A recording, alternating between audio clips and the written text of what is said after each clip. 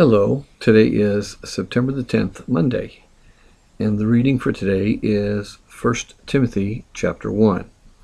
Timothy is a book that I feel a lot of kinship to. The leader to whom the book was written, Timothy, seemed to be a personality somewhat similar to my own, and the instructions in there feel like they could be mine, so I like to pay attention to it. The verses that I picked for today come from the very beginning of the chapter, verse 4 and 5, where Paul writes to Timothy and says the following: "You needed to warn them to stop wasting their time on senseless stories and endless lists of ancestors. Such things only cause arguments. They don't help anyone to do God's work that can only be done by faith. You must teach people to have genuine love as well as good conscience and true faith." Well, that really stood out to me. And in fact, often Paul's statements in 1 Timothy stand out to me in a couple of ways, because he reminds Timothy that his job is to not get involved in senseless arguments, as he talks about it. And in fact, Timothy seems to have the instruction to stop the congregation he's working with from having these endless dialogues about various things.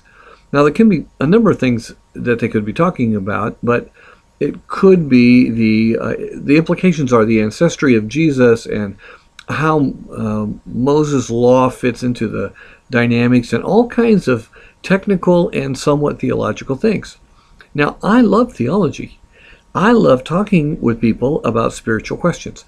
I really like the idea of being able to help settle some issues in people's lives that allow them then to investigate a little bit further into what Jesus might mean to them, or to trust Jesus a little bit more.